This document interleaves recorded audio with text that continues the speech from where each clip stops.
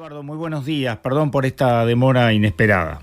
No hay problema, buen día. ¿Cómo andas, Álvaro? Muy bien, asumo que con un agotamiento muy particular, ¿no?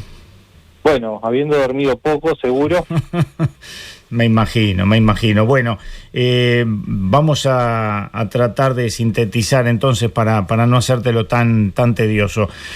Conclusiones, ¿mayoría parlamentaria sí o no en estos momentos? Bueno, mayoría en el Senado. Uh-huh. Eso ya asegurado más allá de la segunda vuelta electoral. Sí. Uh-huh. Acá la elección desde el punto de vista, en principio, lo que hay que esperar ahí es un dato que no es menor, es el escrutinio definitivo con los votos observados. Uh-huh. Pero en principio no debería haber cambios en ese punto que es relevante, claro, que es alcanzar 16 senadores. Ahí está. Porque ya da la mayoría, independientemente del resultado, da una mayoría más holgada en caso de un triunfo del Frente Amplio, claro, en la segunda vuelta. Lo que sucede en diputados es distinto. En realidad en diputados aparece con 48 diputados el Frente Amplio y 29 el Partido Nacional, 17 el Partido Colorado, 2 Cabildo Abierto y 1 el Partido Independiente. Después quedan otros 2 de Identidad Soberana, uh-huh, por lo cual queda una Cámara de Diputados con 48 del Frente, uh-huh, 49 si sumamos la suma de los partidos de la coalición y dos uh-huh, de Gustavo Salles. Es decir, un poco hablando de lo que veníamos previendo, digamos, como el comportamiento de la ciudadanía, podemos ver que como no entró ni Cabildo Abierto, que es quizás una sorpresa porque se esperaba que pudiera tener al menos una banca en el Senado, no entró tampoco el Partido Independiente y no entró Gustavo Salles, la Identidad Soberana. Uh-huh. Al frente eso le favoreció llegar al senador 16, claro, ¿no? En realidad al final tenemos una Cámara de Senadores restringida a solamente 3 partidos, uh-huh, ¿no? Esto pasó en el 2014, no pasó en el 2014, cuando estuvo, por ejemplo, el Partido Independiente, claro, ¿no? Uh-huh. Es decir, hay que remontarse más atrás para ver un Senado solamente con 3 partidos. Y, bueno, volvemos a esto, que, digamos, mirando un poco tenemos un paso hacia atrás sobre el resultado en términos generales y después un pasito hacia adelante para hablar un poco de esta composición de las cámaras. Claro. Mirando un poco los resultados, sí, podemos ver un Frente Amplio que está mejor, bastante mejor que hace 5 años, está 5 puntos por encima de lo que votó en 2019, uh-huh, y una suma de los partidos de la coalición que está 7 puntos por debajo de lo que votó en 2019. Uh-huh. Aparecen fenómenos nuevos, es decir, es claro que estos 7 puntos que pierde la coalición republicana, o la suma de los partidos que conforman la coalición, para ser claro, más claro, uh-huh, tiene una pérdida que es hacia el Frente Amplio, es un voto que duró una elección, digamos, ¿no? Es decir, gente que abandonó el Frente Amplio, votó algunos de los partidos de la coalición en octubre, votó al Frente Amplio en noviembre, y ya quedó al Frente Amplio después con la intención de votarlo en esta 2024, ¿no? Uh-huh. Hay otra parte que trasladó hacia el Frente Amplio en el último tiempo, también desde ese sector. Y después, claramente hay otra pérdida, digamos, de la coalición hacia los otros partidos. Fundamentalmente hay cerca de medio punto, por ejemplo, de el Partido Constitucional Ambientalista de Eduardo Luz, uh-huh, que, digamos, no tenemos a ciencia cierta, pero que hay mucha probabilidad que venga de Cabildo Abierto, ¿no? Porque uh-huh, él venía de ahí. Identidad Soberana de Gustavo Salles absorbe parte de los otros partidos, por ejemplo el PEDI, o lo que fue el Partido Verde Animalista, que no se presentó en esta, pero no partió de la nada, pero tiene un aumento importante. Mira. Ahora, estos mismos resultados se pueden ver con dos gestales, si se quiere. Un primero, que lo podemos enfocar hacia lo que puede ser una segunda vuelta, y otra forma de verlo es de acuerdo a las expectativas previas. Con respecto a la segunda vuelta, tenemos un panorama que presenta una competitividad alta, que no podemos trasladar lo que sucedió en 2019 a lo que podría suceder hoy en términos de comportamiento de bloques, porque fundamentalmente cuando sumamos los partidos de la coalición vemos que es una coalición que está consolidada, a diferencia de lo que pasaba en 2019, es decir, ya aparece mucho más firme. Esa firmeza desde el punto de vista político se traslada al comportamiento electoral, y eso podemos ver que es una coalición que es bastante más chica, pero que también es más compacta. Por lo tanto, las pérdidas esperables de una coalición más compacta son bastante menores a las que pudimos ver en 2019, que era mucho más heterogénea en su composición y en la composición de sus votantes. Lo que sí podemos ver también es que en todas las experiencias que hemos tenido de segunda vuelta, el candidato del Frente Amplio votó mejor en la segunda vuelta que en la primera. Por lo tanto, de este 44% es esperable que Orsi vote por encima de eso.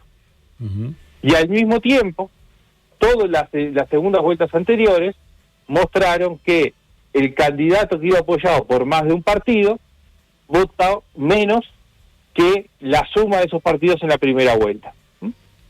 Los ejercicios que hicimos previamente en las encuestas muestran que el comportamiento esperable es lo que más o menos se está dando en la opinión o la intención de la ciudadanía antes de que ocurriera la primera vuelta. Claro. Hay dos consultas que quiero hacerte, Eduardo, para tratar de entender. Tú estás hablando claramente de lo que sucedería en la segunda vuelta electoral.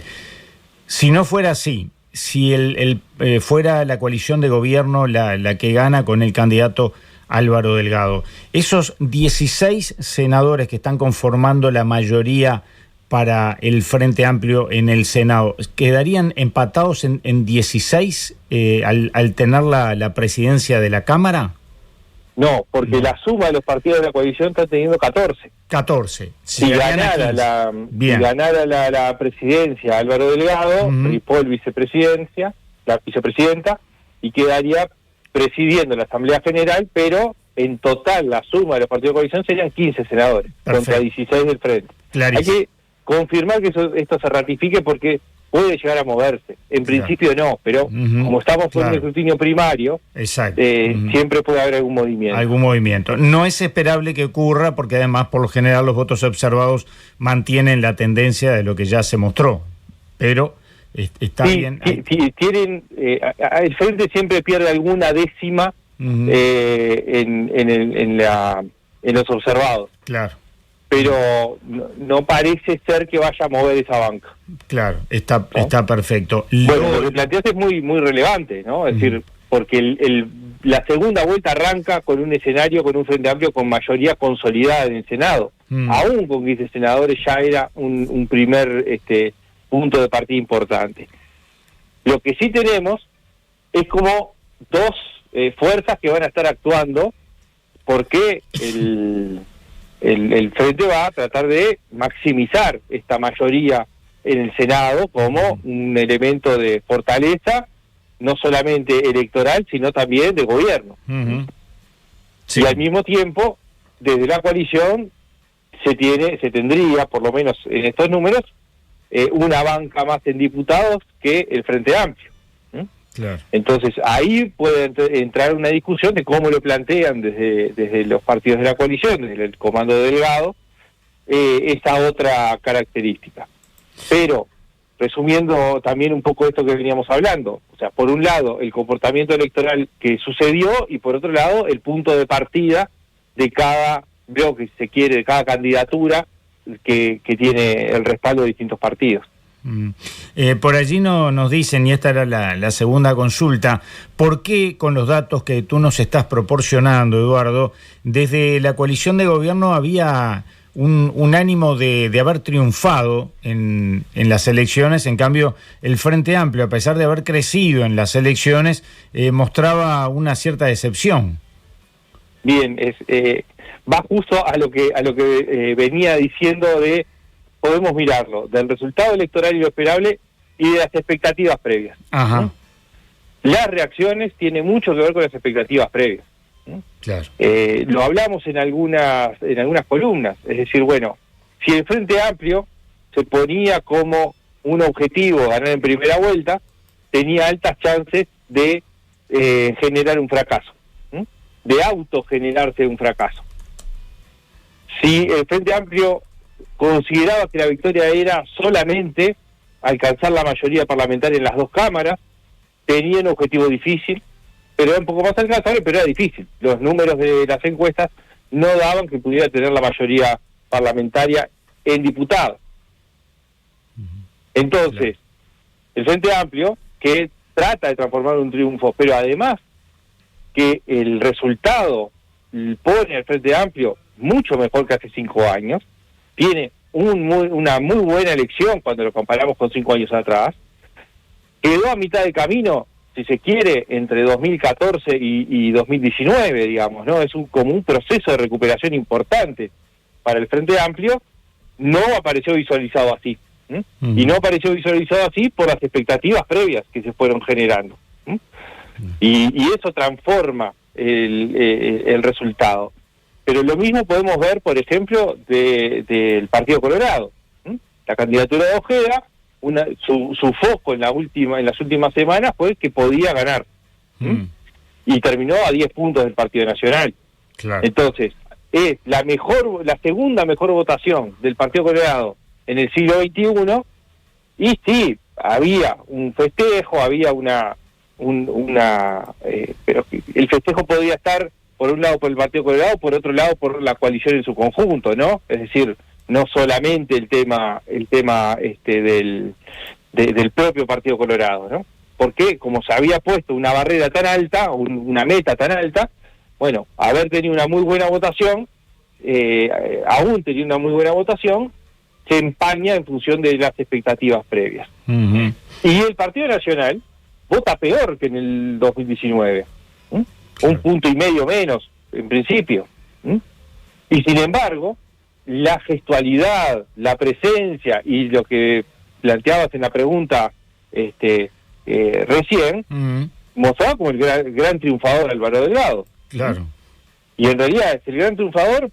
¿Por qué? Porque las expectativas que se fueron generando, la idea que se fue generando, era que el Partido Nacional podía votar mucho peor. Claro. Y sin embargo votó razonablemente bien, teniendo en cuenta las características que se venían dando en las encuestas. Por último, porque sabemos que nos estamos quedando sin tiempo, pero lo que sucedió con los dos plebiscitos, ¿era lo esperable, Eduardo? A ver, diría, para separar un poquito las cosas, el de seguridad social estaba dentro de lo esperable. De hecho, la última encuesta de Factum había dado 34% del sí seguro y 12% el probable. Y el cálculo que nosotros hacemos en general con esta metodología es que del probable vota cerca de la mitad. Y terminó en 39%. O sea, en ese entonces, más o menos 40 que tú evaluabas. Sí, entonces razonablemente se comportó bien. El otro despertaba muchísimas dudas el comportamiento de la ciudadanía. Había inicialmente una tendencia proclive a votarlo que llegaba al 56%, 44% seguro, pero había pasado algo con el plebiscito de allanamientos nocturnos que no era menor, y era que había quedado totalmente afuera de la agenda mediática y política. La centralidad que tuvo el plebiscito de seguridad social, tanto en términos de plebiscito como en términos de discusión político-partidaria, había dejado el plebiscito de allanamientos nocturnos en un segundo plano total. Creo que es comparable a lo que sucedió en el 2009 con el plebiscito del voto en el exterior. que la predisposición que se medía en las encuestas era similar a esta y terminó votando en forma similar a esta, ¿no? Y en aquel momento ese plebiscito quedó totalmente subsumido en la agenda mediática por los acontecimientos políticos partidarios, efectivamente, pero también por el plebiscito de la anulación de la ley de caducidad. Claro. Bueno, habrá que ver si los plebiscitos es una buena idea que se diriman junto con las elecciones nacionales, pero bueno, eso no lo vamos a decidir nosotros, seguramente. Eduardo, hay muchas cosas para discutir, creo que, pero tienen que discutirse en 2025, todo el ciclo electoral, cómo son las reglas, sí, hacia dónde se quiere ir. El voto en el exterior.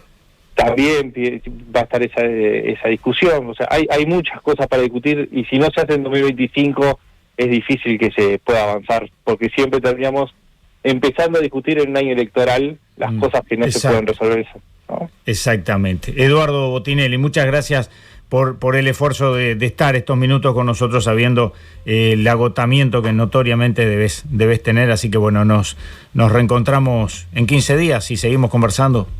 Con mucho gusto, nos vemos en 15 días, Álvaro. Gran abrazo.